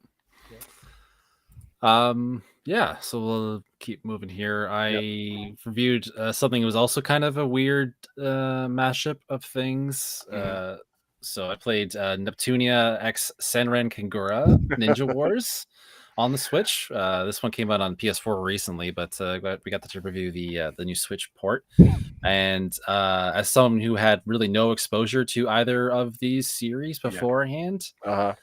I come out the other side of it wondering who the hell they made this game for, because it sure probably isn't the Senran Kangura crowd, because none of that stuff's in there. So if you haven't heard of what Senran Kagura is, it's a weird action franchise where you basically try to strip your opponents, and everyone is. You don't try to s- strip your opponents. Well, it that just is the happens. aim. Yeah, that is the aim of everything. I'm It's trying to think of a not tasteful way to describe the anatomy, and exaggerated doesn't seem to big cut it. bouncing buggingies. Like pillows strapped to chests type of anatomies. Yeah. Even that feels But- generous. Yeah, I'm trying to be tasteful as well and not insulting or condescending, but Things it's that don't really all it is. resemble actual human anatomy in any conceivable way. I actually there's one character who was just so ridiculous from a certain like I was playing a level with this one character, and just from the side it's just preposterous. So I sent a picture to Dana, and I said, show me that you or tell me that you've never seen boobs before without telling me you've never seen boobs before, because this is just Are you not telling human me, anatomy. Chris? You want to tell? You're gonna sit here and tell me that the DOA engine where boobs moved independent of one another and gravity does not resemble that of reality? In my review, I said this would make the makers of DOA blush. Like, They studied physics. I'll have you know. They in knew what they DOA, were doing like, better than we did. You could set Was your there an age was there an 99 age, to like, make the jiggle was more. there No, an there age wasn't. slider? I just said like that those games had that feature in it, and they would be blushing at this design in this game. Wow. But I was kind of curious about like the whole Neptunia side of things, because I've heard over the years, and someone was recently telling me that it's actually like a pretty interesting parody of the game industry in certain Right. outings of the series, anyways. Mhm. And that aspect was kind of missing from the game as well. So Really? basically, in this game's world, the two franchises characters are in opposing ninja schools or clans or whatever you want to call it, and they kind of have this routine existence of just fighting each other all the time, like it's some kind of generic anime. And then they're invaded by this group called the Steam Legion, which is supposed to be some kind of shot at Steam and Valve and all that stuff by design. But all it really comes down to is just that they're fighting a bunch of robots to determine who the best ninja school is. And like there's it sets up parody, because like all the Neptunia characters are loosely based off of like game systems. Like the protagonist Neptunia is based off of Sega. There's a PlayStation, Nintendo, Xbox stand-in. But none of that even comes to anything. Like they're battling the Steam Legion, but there's not really any commentary about Steam's impact on the industry. So I was looking for parody and satire, and it was just kind of like, haha, Steam, like level of jokes. Like, oh, isn't that funny? Except for a few like dialogues where they kind of like got into jokes that were kind of meta about the nature of games and stuff like that. And that's worth a chuckle, but again, that was all side conversation. So the comedy budget went into the physics, right? Yeah, absolutely. Yeah, they spend more time. I don't know. on certain things. I feel like that engine has long been getting its money's worth. I don't know what biting satire you were expecting from the big boob weeb game. Well, that was the Neptunia side of things, right? So like I actually checked out a different Senran Kangura game to kind of get a taste for it, like an actual one. And Chris, yeah, you did your research. I've seen some like dumb shit on the internet, but this is like immediately off the hop. I was like, "What the fuck am I actually watching now?" Like, Chris, can I stop you for 1 second? Go ahead. It's pronounced Kagura, Senran Kagura. Okay. Thank you. Please continue. So Senran Kagura. Wait. Which one did you play? Because I have a lot of them for reasons. I need my glasses so I can push them up to my. Yeah. Actually, the Bazooka game is called Kagura. It just drives me nuts. Estival Versus. Oh, Estival Versus is like the first one they made. It's like the classic. It was on Steam, and it was really cheap on Steam. Yeah. So I was like, "Oh, let's see what an actual game in the series is like." It's pretty vapid. Yeah, like the whole opening cutscene is just I can't even remember the exact details of it, but like just the most cringy sort of let's be edgy and like dirty kind of humor. No, you gotta play Bon Appetit. That was a rhythm game for some reason where they're in a cooking competition. I'm already out.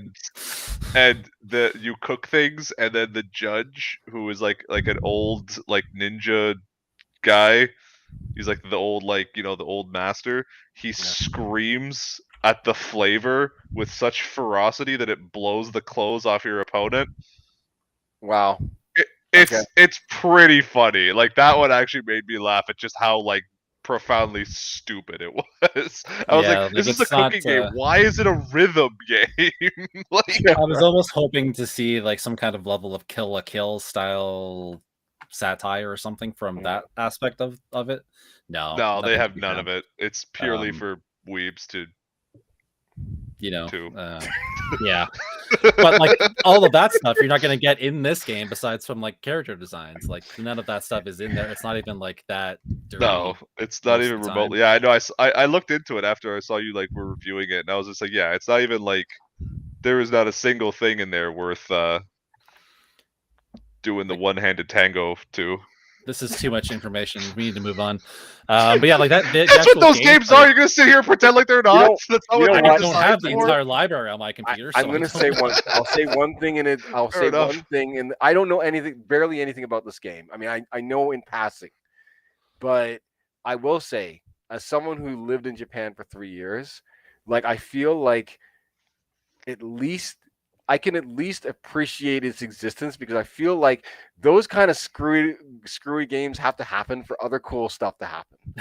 You know what I mean? Like I feel like there's no like if this doesn't exist, then like other cool games that we love from Japan wouldn't exist either. DOA but they have to have the creative outlet to just do whatever. And Japan's just one of those countries that can do that. They're not as beholden to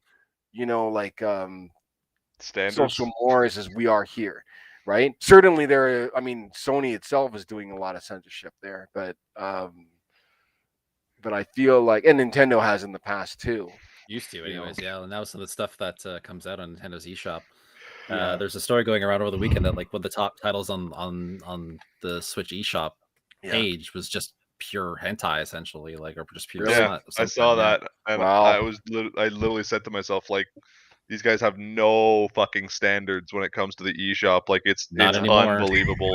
Not anymore. Like this is Wii era. Like floodgates is just open for this garbage. Yeah, it's far cry from the SNES censorship they used to pull. Yeah, but no.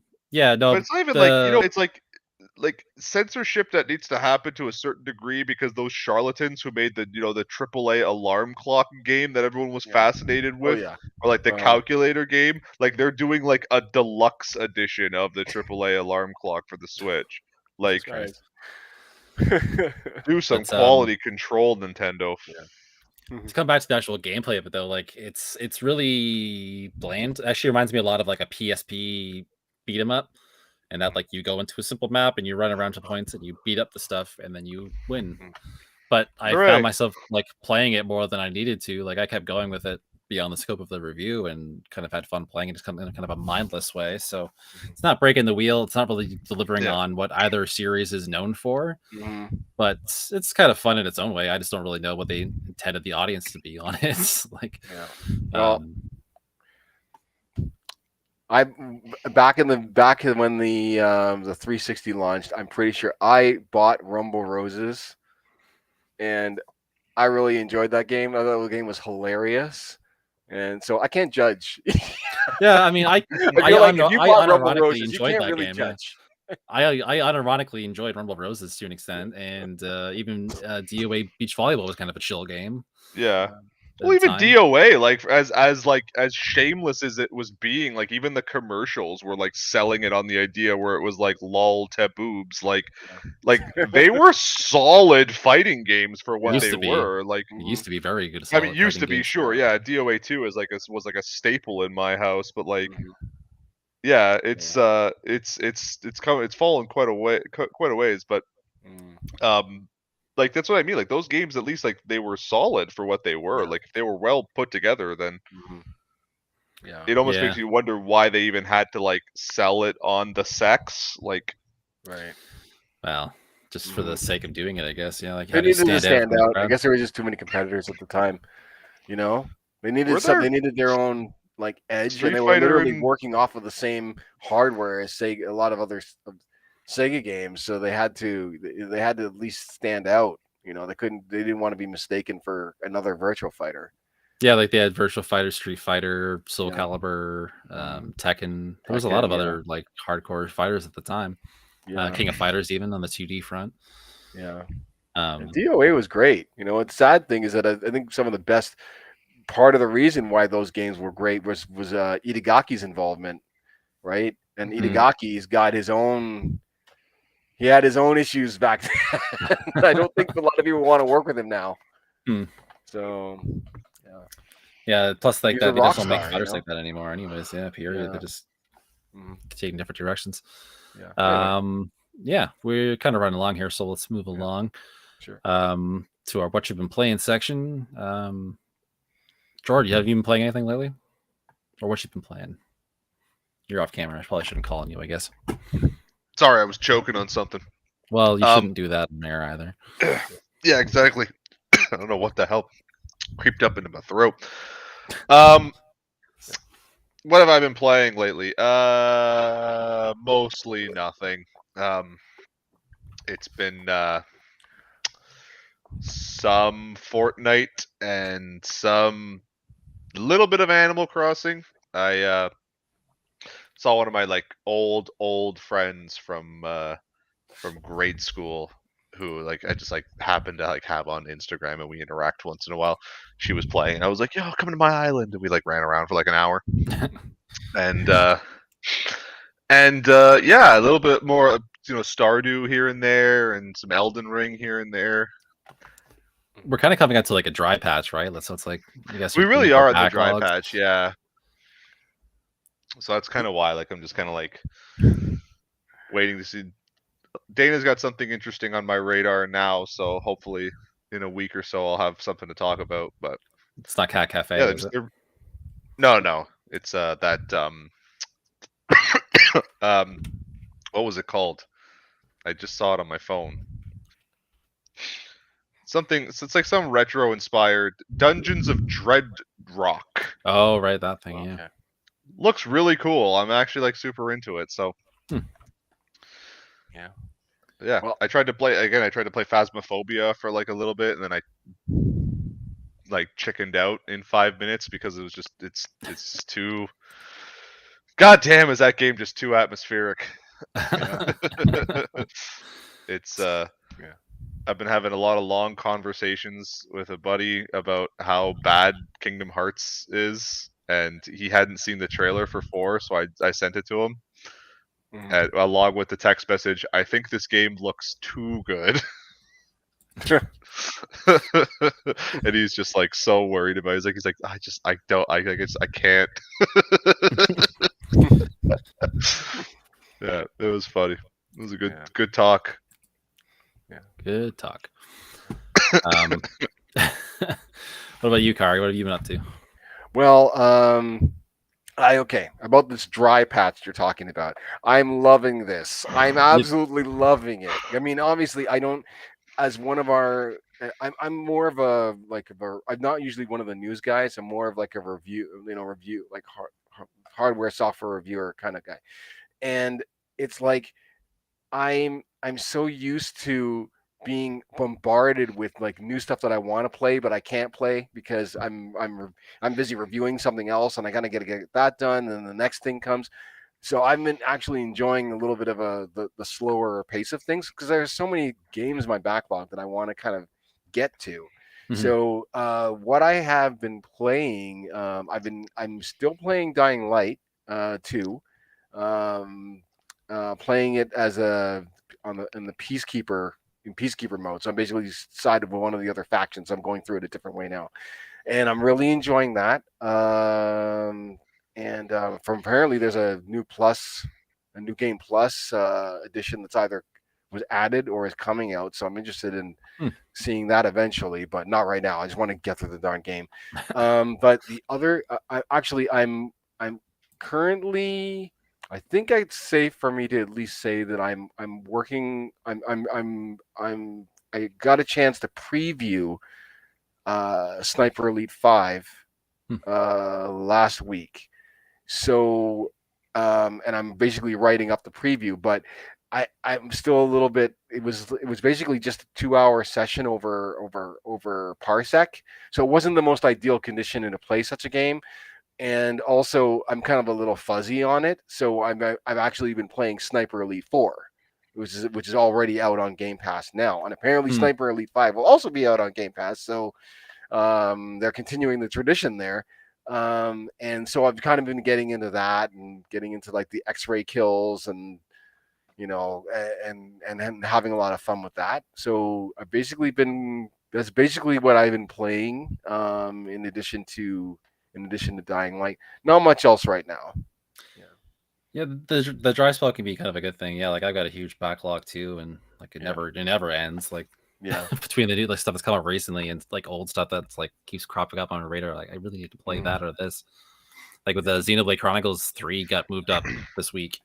It's like crap. I wanted to get through the first 2 games, which are not small. So I would have just narrowed that much for that. Yeah, I didn't play a whole lot this week. Either. I've been like halfway through Disco Elysium and I couldn't touch that at all this week. And it's just like I need to see what else happens. I totally forgot about that. Disco Elysium. I just picked it up on Steam recently. It was like for the anniversary of Final Cut. They had it like dirt cheap, like criminally cheap for how much I'm enjoying it. God.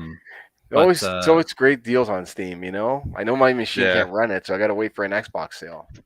It's not that powerful. Like it's not that involved with a thing. You might if it could run on the Switch, it could run on a toaster. Yeah, no, it's not too heavy. Like I could probably pull it off. Yeah. Do you have to play with a keyboard and mouse though? If you do, or can you play with a controller? I don't know because I am playing it with a keyboard and mouse because it's just natural. I think it's one of those games that definitely benefits from a keyboard and mouse because I'm blanking on who reviewed it. It might have been Preston who reviewed it, the PS5 version, right, for CG, and one of his complaints was like how sort of poorly it translated to a controller input because it's a game that's very clearly designed for like point and click sort of like mousy controls. Okay. So yeah, I think it is one of those games that maybe it would just be like benefit from because I'm not sure, but I think the Switch version has touch control, so it kind of like bridges the gap that way. Right. But yeah, no, it's sure. I think it is one of those games because it's like you're navigating a lot of menus, you're navigating a lot of like text things, and so like just like having to like scroll through them constantly with a stick doesn't really like feel as intuitive as you would just to be able to select things very like intuitively with a mouse. Preston did our PC review back in December 2019, but it was Ed who did it on Final Cut for PS5 in last May. That's right, Edward Gafton. Yeah. Was it? That good okay. Sorry, I guess I lost my train of thought there with the follow-up question that I had, but one thing that I've discovered, right? Like I have my laptop is not really a gaming laptop. It's got an i7 processor. It's got like 16 gigs of RAM. It's SSD. That's pretty much it. There's not really much else optimized. It's got a touch screen, and I guess since we're talking about stuff we've been playing, one thing that I actually forgot I was playing was that I was testing out a keyboard, I was testing out a mouse that I reviewed. I believe it was the Steel Series mouse, which I guess I should have mentioned here. But the Steel Series mouse that I reviewed, I was testing it out to see how sensitive it was and everything. So I actually played Quake, like the new re-release of Quake that came out.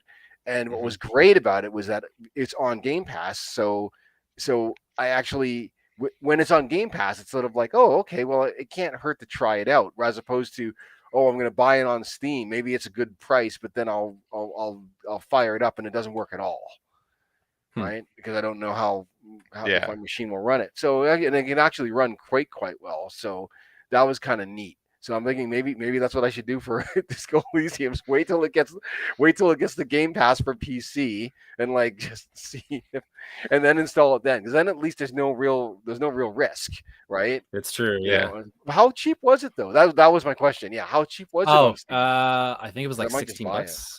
Pardon? But I'm not sure if it still is. That was like 3 weeks ago. $16? It was, yeah. It's down to like 16. Okay, all right. I could look for that if it comes. If it 'Cause, falls to that price again, certainly I'll probably give it a. I'll probably just pick it up. At that It's an point. absolute steal. Like it's Yeah. such a good RPG. Like Mhm. Yeah. and probably so much better on PC, I imagine too, because it is very much like Okay. an old style point and click Mhm. Fallout, Okay. like classic Fallout type of thing. Sure. Okay. Okay. I really can't see playing it with a controller being as good, but Okay. maybe. Well, no, that's a good. Thanks for the heads up there, because I mean, I do want to. I don't really like playing with mouse and keyboard, but if it's not the kind of game necessarily like Twitch, like you know, like the Twitch kind of game, like a first-person shooter or something, which obviously it's not. Yeah, no, I could absolutely probably not. handle a keyboard and mouse for that. You know. And it's mostly just Yeah. mouse, to be honest, too. Like you're just kind of point and click. It's Yeah. not even really like a keyboard involved. Okay. Sure. All right. Yeah. No, that sounds good. The other thing I played that I was playing a lot this week was Kirby and the Forgotten Land with my kids. So I was doing co-op mode with my daughter on the Bandana Waddle Dee, and I really love this game actually. Like starts out really simple and kind of it's what it is, but by the end of it, like it got really really interesting. I thought we actually just beat it this morning before I took her to school because she's like wanted to see how it was going to end, and she was on like pins and needles waiting the last few days for the story resolution because she's 6. But yeah, they went to some really cool places that I really didn't expect. Like there's like a twist towards the end. I was like, okay, this is unusual for a Kirby game, but I'll go with it. But it's not. It's What? not. Okay, well, I guess it doesn't matter anymore. Then we'll move on.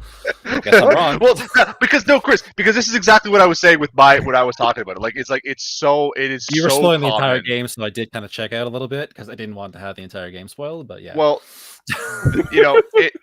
but that's therein lies my point, is that it is so common in Kirby games. Almost every single Kirby game, especially the like modern fare, has like some surprise villain who had nothing to do with the plot, who just shows up, and then like some eldritch horror because Kirby 64 did it, and now every Kirby has to do it because people on the internet apparently love it when Kirby games end with a eldritch monster that like didn't really have anything. At least 02 had something to do with the plot of Kirby 64. Like it just bugged the crap out of me so much that this giant lion guy showed up. Like, who the hell are you, and why isn't this about DDD anymore? Like, so anyways, why my are you 6-year-old enjoyed suddenly the the ending of big the bad? Kirby game, so Yeah. that's probably more Well, the maybe intended okay. audience. You know what? If the intended audience was 6 and under, then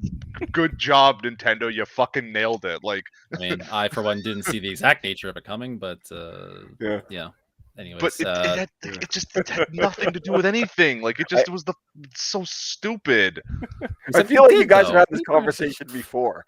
Well, he had it with himself. I tried not reviewed to it. hear the entire thing. Kind of blasted the entire plot of the game on like a few episodes. Yeah, because ago. it sucked.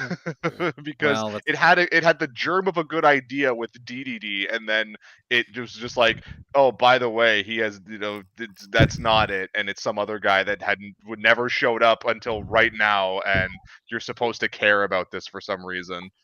I thought for a Kirby game, it did well for a narrative at that point of like tying things together, because like again, without giving too much away, but like there's elements that like kind of cropped up. I was like, okay, so that's why this is here, and blah blah blah blah, and like okay, so we're in this kind of setting now. But it made sense by the time they all wrapped it up. So I thought it was for a Kirby none game, of it for showed which up I in the like, game. no narrative. like like that's just like it. But again, like haven't you like admitted that you had never really played Kirby games? I played the crap out of Kirby's Adventure and the one DS one, the Rainbow Curse, I think it was called. Yeah, the stylus one. Well, because that's my thing, is that Kirby games have actually like done pretty good jobs with like decent plots. Like even in small tidbits, like Kirby, Kirby 64 had a really good one with this like nightmare creature that was showing up and like swallowing, like trying to like destroy worlds, and it's like its presence was felt throughout the entire game.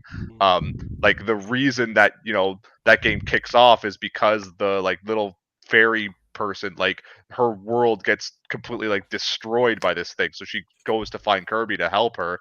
Like Kirby's Dreamland 2 and 3 like have to do with like the nightmare showing up, like, and again, like it's kind of felt through every boss is some like iteration of the nightmare. So like they've had these through lines before. That's just the thing that bothered me about the Forgotten Land, and even like more modern Kirby fare. It's like, is it like the big threat is never really felt in the game. It just sort of like it's always like it's like the surprise villain you think is like, oh, it's this guy, but then surprise, it's actually this other monster that had nothing to do with anything, and now here he is. Like, well, I mean, that happens in a lot of games though. Really, like over the years, like there's someone bigger behind the scenes pulling the strings. Like that's just like a convention at this point. You're reminding me of Yakuza right now. Every Yakuza game, it's like there's always a freaking twist. Yeah, but Yakuza, at least you can smash a guy over the head with a bike. Like, I'm the one pulling the strings. I have all the money, and then he rips off his shirt, and they beat the shit out of each other. Yakuza does it as a joke, and you could smash a guy upside the head with a bicycle.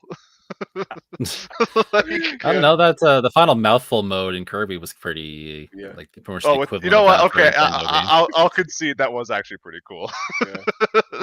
Again, like we're like playing it this morning, and we're like on the edge of our seats. Like that was actually pretty cool. Like, it was a really cool scene. It was a really cool way to end that whole Yeah. mechanic.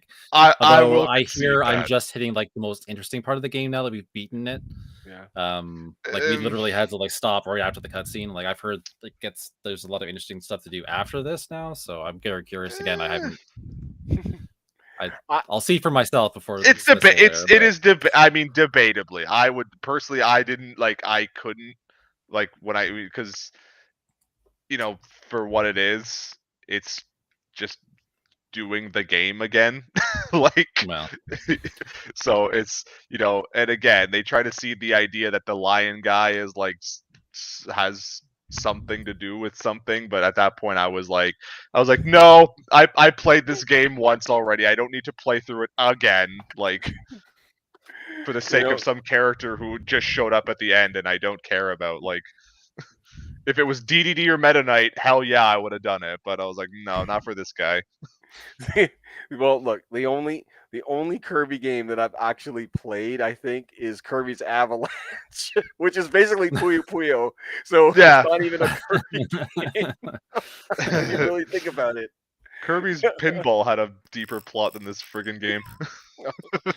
Yeah, I mean, like I went from like having kind of no real reaction to like the trailer for it, like when they first announced it, but like it's like, okay, that's kind of neat. I don't really see how this works in that kind of environment. So like by the time it came out, I was like, oh, maybe I'll check this out. And then she got interested in it, so that gave more incentive. And like, I actually quite the turnaround from like initial reaction to where I stand now, like having beaten like the main story of it, is one of the bigger like changes for me in like recent. That's so funny too, because it's almost like the complete opposite for me. Like when I saw the trailer, I was like, this looks really cool. I'm really into this. And then by the time I was done, I was like, I did not enjoy this as much as I hoped to. Like, it was just okay. A tale of two expectations, I guess. Yeah, like, yeah. You and I, my friend, opposites attract. Oh, that's right. I got to get back to Tunic. I completely forgot I was playing that. Oh, I've Tunic is something I'm really interested in. Yeah. I heard it's really good. I've also heard that the more you know about it, the less enjoyable it is. So yeah, no, I'm not gonna discuss it. I'm enjoying it. I just completely he wears the tunic in the end, guys. Exploring like his world, yeah. The tunic dies in the end, guys. I'm sorry. It's like Cappy. It's a sentient piece of clothing. You get really attached to it, and then it dies. And it's also an eldritch horror. Yeah, exactly. He was the real boss all along. The real final boss. And it strangles you in the end. Yeah. Ties the belt too tightly around your waist. Yeah. Anyways, speaking of the end, I think that's gonna do it for us this week. Okay. If you'd like to read more on these topics and more, you can find full coverage at cgmagonline.com. Be sure to follow us at CG Magazine on all the socials, especially this weekend, as Brendan's posting some interesting stuff from PAX East. So check that out. And if you have any questions or comments, send them to podcast at cgmagonline.com.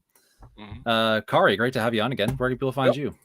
Well, I guess right now you can find me on CG. You can find me on CG Magazine when I write stuff. I do have a Twitter handle, Erosion_Z there. However, I may be merging that with my other Twitter account. I'm kind of trying to figure things out, but so that may not be the only place. But for now, I'll just leave it as is. I think that's it right now. Yeah. Awesome, Jordan. You can find me on Instagram and TikTok at NinjaXJordan, and you can find me on YouTube at Ninja Jordan Reviews. And you can find me on Twitter at Hugathy, and here on Twitch at Guild2Taps. So yeah, thanks for tuning in, and we'll catch you next week. All right. Later, everyone.